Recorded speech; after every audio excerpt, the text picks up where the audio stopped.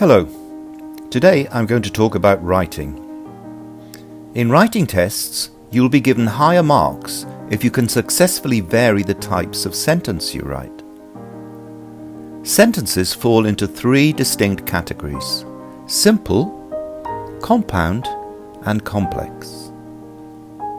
Most sentences will typically start with a subject, whether they are simple, complex, or compound. However, to avoid monotony, you can, whenever it is suitable or appropriate, use a subject not first sentence for effect and variety. We can start a sentence with an adverb clause, or an adverb phrase. Here are some examples. Adverb. Hastily, the chairman concluded all the scheduled business of the meeting, then asked the audience if they had any further points to raise. Adverb clause. Even though we know that sugar is not good for us, we occasionally add a spoonful to make the coffee less bitter, particularly if we are served with a strong coffee. An adverb clause is a group of words that function as an adverb. Since it functions as an adverb, it changes verbs, adverbs, and adjectives by telling when, where, why, how much, under what condition.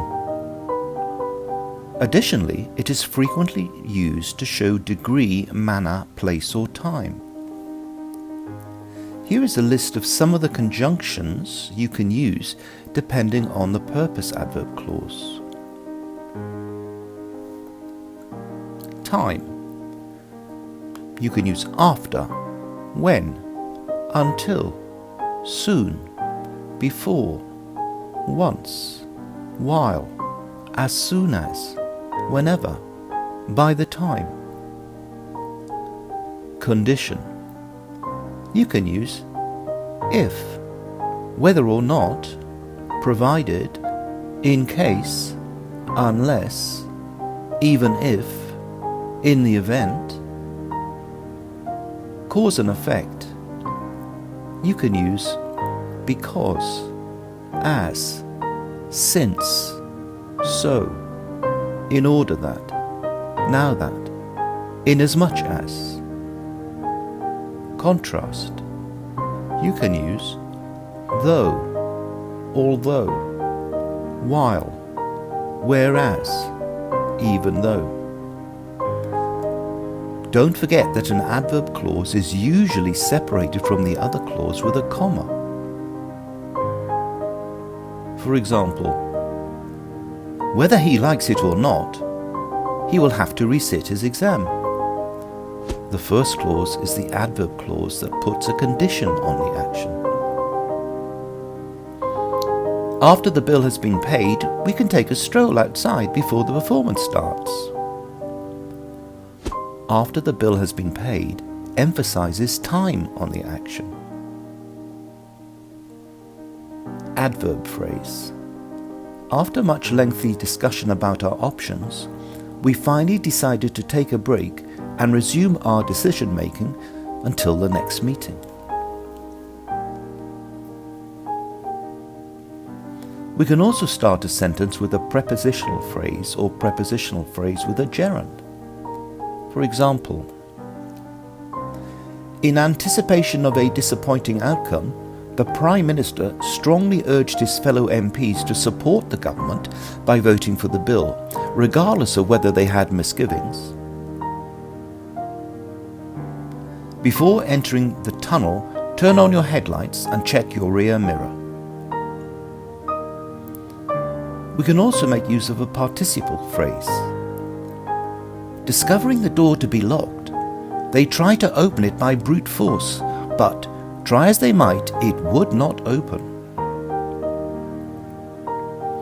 There is another way we can start without the subject, though this feature does actually refer to the subject in apposition.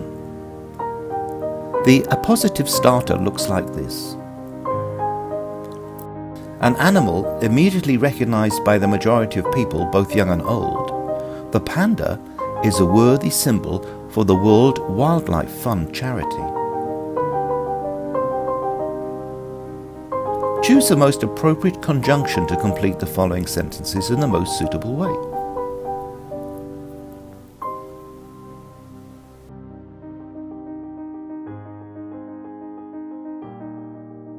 The answer is, provided you arrive ahead of schedule, I can get you a seat in the front row. Number 2.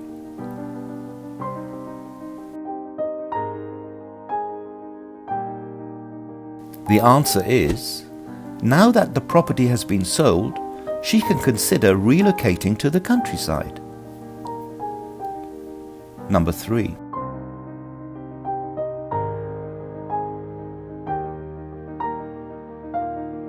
The answer is, by the time we get to the hotel, the restaurant will have closed. Number 4.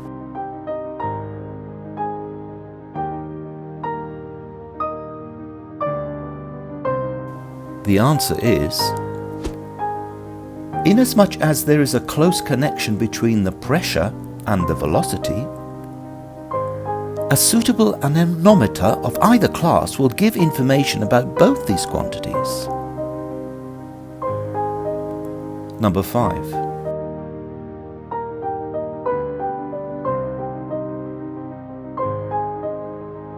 The answer is, whether or not he's coming, we will have to leave now, otherwise we will miss the connection.